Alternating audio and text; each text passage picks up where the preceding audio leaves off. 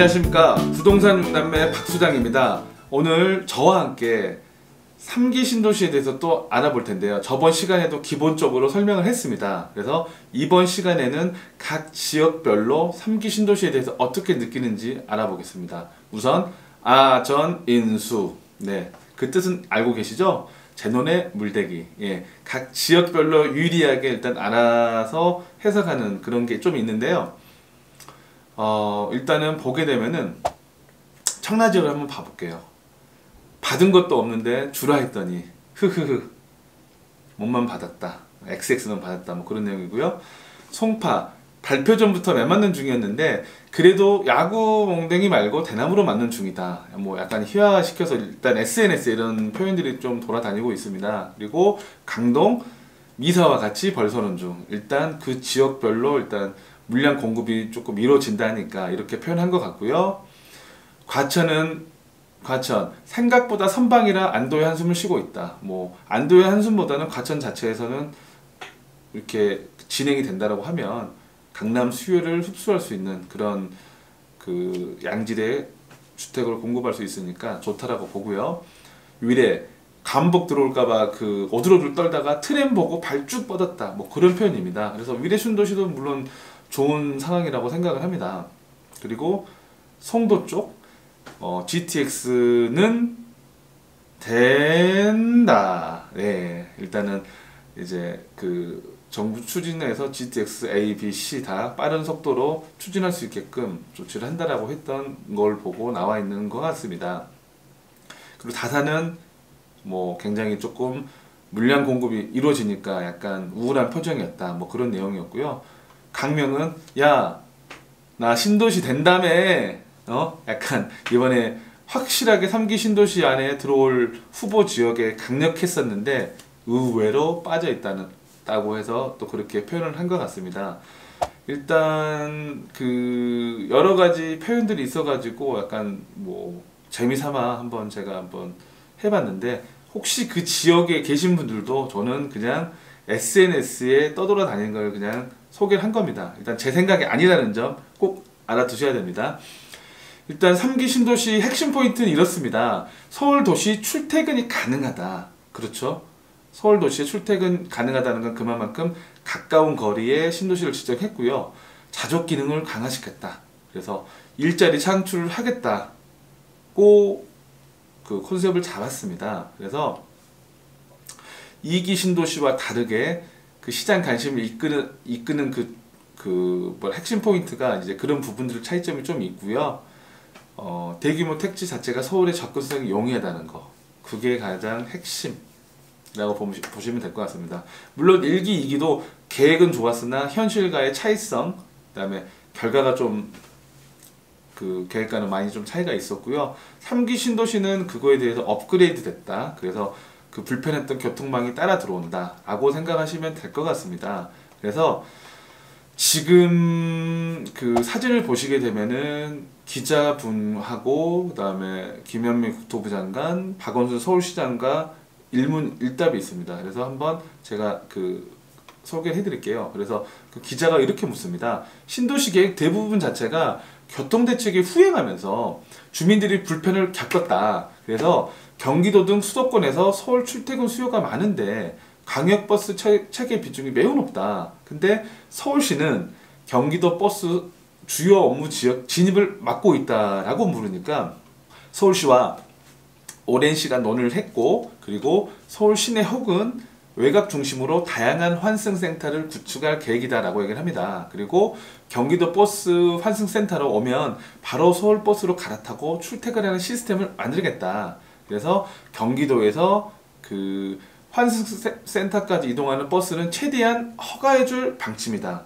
그리고 곧 출범할 광역교통위원회가 이러한 역할을 담당한다. 그래서 굉장히 국토부 장관도 교통을 중요시 했습니다. 그리고 박원순 서울시장은 앞으로 미래의 교통 중심은 도시철도로 가야 된다라고 얘기를 했는데, 기후변화 등 미세먼지에 대한 본질적인 대응을 철도로 해야 된다라고 해서 그렇게 강조를 했습니다. 즉 이번 신도시 발표 자체는 예전과는 확연히 다르게 교통망 확충을 우선시한다는 내용이고요. 3기 신도시의 성패 자체는 신도시 입주 시기에 맞춰가지고, 입주 시기라 그러면은 2023년에서 4년도 되겠죠. 그 시기에 맞춰가지고 강역 교통망 구축 여부에 있고요.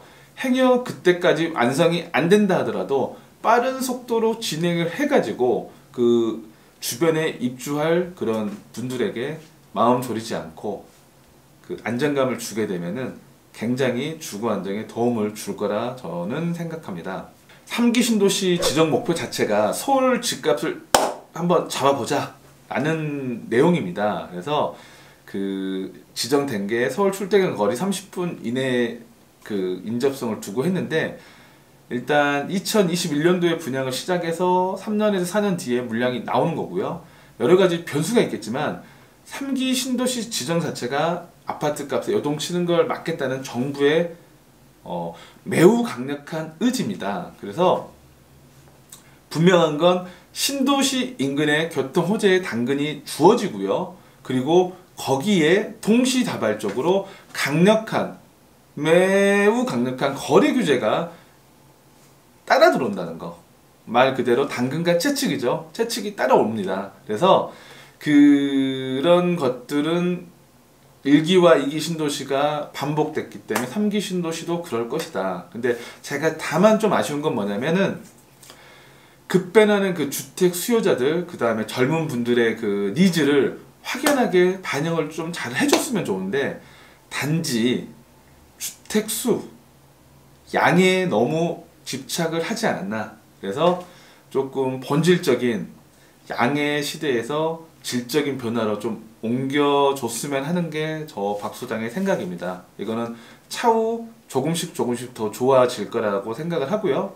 신도시, 3기 신도시 입주 시점에 맞춰가지고 실질적으로 질적인 변화를 이루려고 그러면요, 서울 집값을 낮추기 위한 정책이었기 때문에 그 서울 자체에 노후화된 주택을 재정비할 수 있는 그런 법적 검토와 그리고 사업 추진을 원활하게 할 수 있게끔 좀 진행을 해줬으면 하는 게 또 제 생각입니다. 뭐 이거는 더 좋은 방향으로 더 잘하실 거라 믿고요. 그리고 아까 얘기한 당근이 아닌 채찍 부분인데, 분명히 그 주변 토지 거래, 그러니까 금액이 급등하기 때문에 토지 거래 허가 구역이 100% 묶인다라고 보고요. 인근은. 그리고 거기에 또 개발행위 허가 제한 지역 지정 등 규제가 또 100% 이루어진다라고 생각하시면 될 것 같습니다. 그리고 강력 교통망 대책을 보게 되면은 정부에서 강력하게 밀고 있는 건데, 일단 GTX A, B, C 노선 빨리 진행할 수 있게끔 조기 착공 할 수 있게끔 이렇게 준비를 한다 했고요. 그리고 뭐 여러 가지가 있습니다. 뭐 신안산선 조기 착공, GTX B 노선, 신분당선, 광교에서 호면실까지, 그리고 위례 트램 7호선 북부 연장 또한 신속 추진하겠다. 되기만 하면 정말 좋을 것 같아요. 그래서 이런 교통 호재가 이루어지게 된다라는 내용이고요. 제가 볼 때 위례, 과천 굉장히 호재라고 봅니다. 그리고 과천과 계양 테크노밸리인데, 거기에 일자리를 만들겠다는 내용이 이제 들어가 있고요. 자족 용지 비중이 커요. 그래서 일자리 창출하겠다. 제발 일자리가 많이 늘어나가지고 그 지역 주민들 그리고 많은 사람들에게 좋은 또 일자리가 늘어났으면 하는 바람입니다.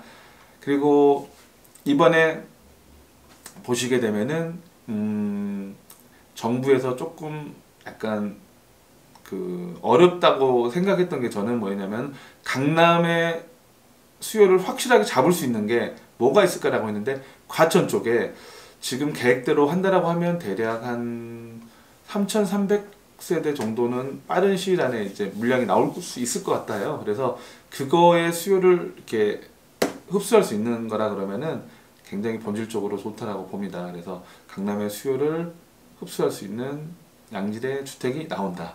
그리고 2018년과 17년의 차이점이 뭐냐면은, 18년도는 정말로 실수요자 시장으로 봄부터죠. 그러니까 실수요자 시장으로 바뀌었다. 뭐 그러니까 투기 세력이라고 하는데, 정부에서 그렇게 하는 것처럼 그 변화가 이루어졌다라고 보고요.